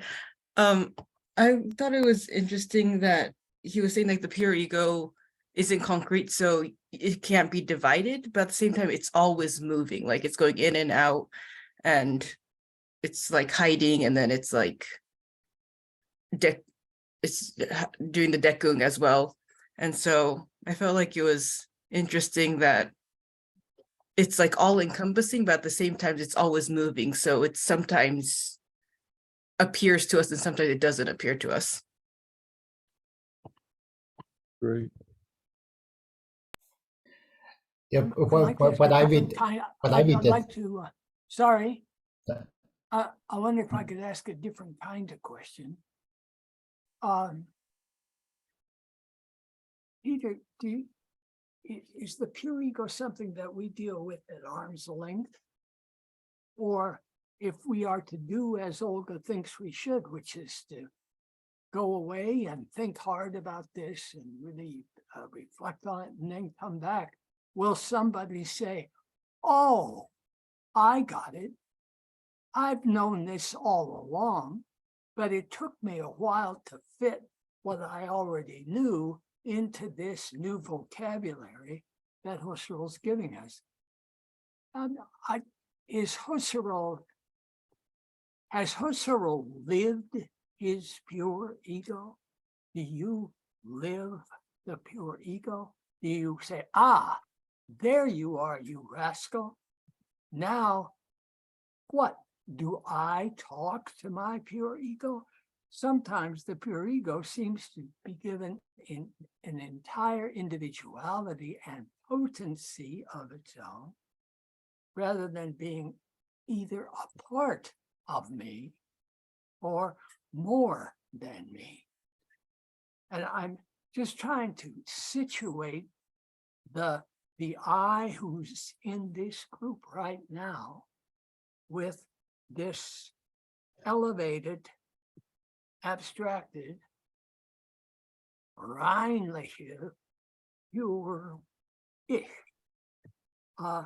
What am I to do? I won't answer much now because I know Felix and other people want to say something, but I will say Husserl said, I don't see a pure ego and then, or a transcendental ego, and then later said, oh, I found it. Literally between one work and another. He literally, but anyway, Felix, I know you wanted to say something. Yeah, no, just that when I read this, I can't help having Nietzsche in the back of my mind, where, Nietzsche says, we've been held captive by grammar, that to think that there has to be a substance, as the subject of a sentence. And I think Husserl's point is there isn't. The transcendental ego is not a substance. It's not a thing. It's pure relationality that becomes manifest in act, and that's why it's this stepping forward, stepping back. But I think the way for me, the way I think of it is not to think of it as a thing, not to think of it as a substance. Think of it as a pure relationality. Can I step in now, Peter? Yeah. See, the problem is the timing of Husserl's statements. He does two things. In late texts on constitution, which are late, I don't know the exact timing of these texts, but it's in C supplemental. I can send that reference. He says verbatim, I'll read it now because I was going through it and just a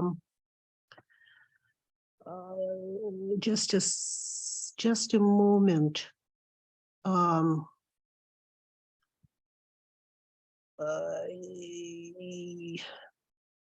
He says, I always said the pure I is abstract.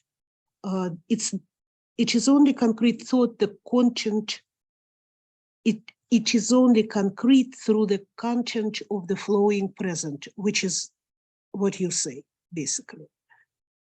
Now, in volume 42 of, I think was it either 42 or it actually Natur und Geist in the second pack of lectures, he says that the ego cannot exist as a purely logical possibility because it is in the real world. It has to have a substrate. So then the substrate as we already discussed, and with Peter especially, we discussed it. The substrate comes from the materialistic thinking. It becomes a substrate essence, which Husserl thinks is innate to, where is Felix?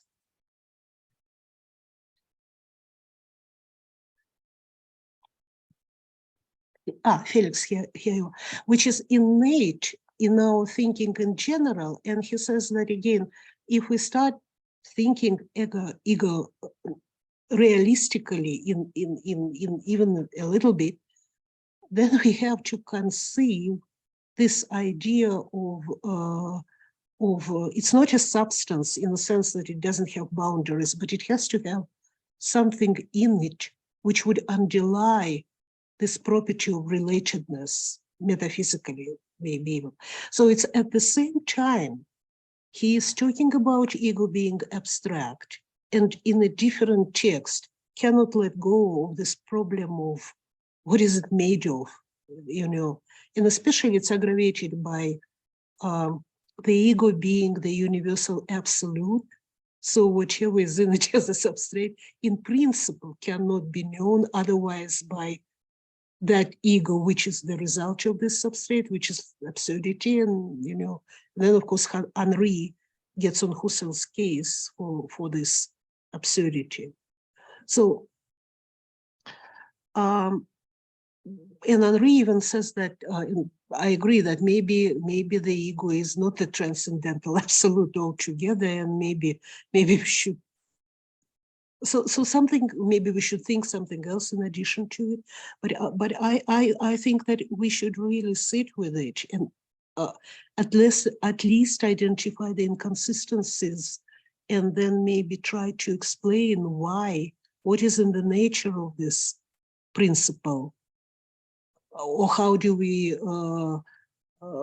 how is it that we need to think it, this exactly principle? I mean, can we get by without it, or we cannot? But then if we can get by without it, what is it that is revealed by reduction, which is Peter's second lecture, very demonstrative. You know, so that's why I'm suggesting extra time, because there is no conclusion in Husserl, you know, but maybe we can come to some conclusion. Oh, I absolutely do agree. I mean, I wasn't trying to say, you know, this is the solution, right? You know, I mean, it's just, it was a way towards thinking it, but I agree, there's all sorts of complexities here. Absolutely. Let's sit with it, you know, we have this privilege actually that we can sit with it. Yeah. So I don't want to cut off anyone, but let me just make a suggestion. Why don't we sit with it, come back, talk more about it, but also prepare through the end of section 2. Okay. So in other words, read ahead. I'll be prepared to talk about the next 2 or 3 chapters, whatever they are. But we don't have to get there. It's just that I think if we were to read and focus just on that, we might miss how Husserl situates it within the rest of the chapter. And I think reading the rest of the chapter would help us reflect back. But certainly starting there and allowing everyone to talk about it. I know that all of you have things to say that could point out the shortcomings of what I just presented. And that would be great. I'd love to, I mean, for example, Felix talking about it as relationality and not as substance is really helpful. Miyuki talking about just the movement, how it is what it is in movement, was something that really helped me. And so I just think doing that together, like you said, Olga, would be really fruitful. But I also am aware that I'm not sure I could do this in the summer, meaning the webinar. And so I wanted to be able, perhaps selfishly, to finish the book prior to, let's say, the end of June. And so for me, just being ready to continue going would be helpful as well. But I can certainly give up the goal of finishing the book. Like, that's not a problem. We can come back to it in the fall. We're doing well though, I think. And so that's all I want. We are doing excellent. And I didn't mean to say that there are any shortcomings. You know, this is the material. I mean, what do you do? just what it is. But I think that what you say is very valid. So why don't you just think it through and then send us just a plan, the way you would like to proceed with it, because we can also easily take this discussion online on the webinar. You know, I got myself into the problem of comparing Husserl's ego with Vedantic ego. And I mean, there are all kinds of complexities that came up. So what I can do, I can put this paper online and ask for comments, which I would like to do if you will be okay with it. And then in the context of this, we can just throw back and forth ideas and, you know, so we can free the time of the webinar. Well, I think that's great. Like, I want us to share our work together. I really do. I think that would be fun, and we would all learn a lot from each other. But I also really like the idea that you had of coming back together and starting with what everyone is doing to process this this section. I think it really is important. And I think a shift to the group becoming responsible for that particular chapter is great, right? So it's like a call and response, like jazz, right? Somebody presents something, but that doesn't mean that that's the way it has to go every time. So I'm happy with that. I just wanted to be honest, like I feel a pull in me to get it done, right? To finish one trip through the book, you know, and so it's just what's balancing in me. But that the group matters more than me. And so I think for two reasons, one, we can be slower, and two, I think it makes sense for everybody here to come ready to go to discuss what their view of the pure ego is, and I think that's great. And so it can both happen online, but outside of the webinar meeting, but also happen during the webinar meeting, because I think if I were in your positions, I'd be like, well, can I talk for about 15 minutes? Because I would love to talk. So I just want to balance all that out, because you're all scholars in your own right, right? So I just want to acknowledge that. So anyway. Here's one more connected idea for your thinking, and that is where shall we move next? Because at some point you wanted to do Cartesian meditations, but at this hiatus, I think that the internal time consciousness, internal consciousness of time is also kind of would be relevant. I agree. There's all kinds of things for the group to decide. I'm happy to do either one of those. If you still want me to lead it, I'm happy to do either one of those with you. I'm also happy to do Merleau-Ponty's Phenomenology of Perception, which would be a natural outgrowth of ideas too, and which would shift, right? But whatever everyone wants to do, I'm happy to do. So yeah, that's a dilemma, but I hope we can certainly continue. Like, yeah. But again, I of course, and I really value everyone here and all of your insights. And so please do, like you were saying, Olga, please post your papers, post your comments, post your questions to the webinar, and let's do this again in April, and for sure May, and hopefully June. So maybe 3 more meetings, and then we'll before we leave that last meeting, we'll decide what we want to do for the fall and who's going to lead and whatever else we want to do. Okay, in terms of timing, we have the board meeting on April 21st. So schedule around that. And then in terms of planning for summer, in August, there is Felix's conference, and I want to invite everybody to send papers. Felix just extended it for 1 more week. And there will be, I assume that this will be possible to put in the online version or some hybrid component, Felix, if people cannot come. Absolutely. Right. Okay. Absolutely. Yeah. So that is also a possibility for all of us to convene somehow and have a dialogue. And but the break in the webinar will be exactly the time of the conference. So the two are coordinated very well. Okay. Yeah. And thank you, Felix, for doing that conference. That's a lot of work. Really, yeah. Yeah, or not at all. And as Olga said, a hybrid. You know, if please, I mean, if you have something to present, a hybrid works as well. Having said that, the west of Ireland is beautiful. So if you can come over, it'd be great to see you as well. Yeah, it would be. I mean, nothing like being there in the body, that's for sure. That's for Anybody sure. else before we break for a while till April? Yeah, I wanted to ask you if Tarek and I can stay online for like 2 more minutes, because his paper is under review with religions, and I just wanted to be Yep. sure we communicate. All right. Well, thank you all very much. I look forward to seeing you next month, and I look forward to reading you beforehand. Thank you.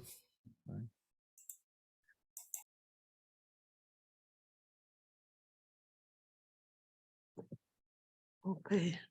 So Olga, I'll step away. I think do I have to remain in order for the meeting to remain? You have to be online. Alternatively, I can send Tarek my link. But basically, Tarek, are you there? Yeah, I'm right here. Okay, okay. Yeah, so just hi. We're still recording. Okay, well, Just, I will step just away. I'll step away and not listen. Okay. just 2 minutes. Thank you. Yeah. Hi, it's good to meet Yeah, you. but Yeah. we're still recording.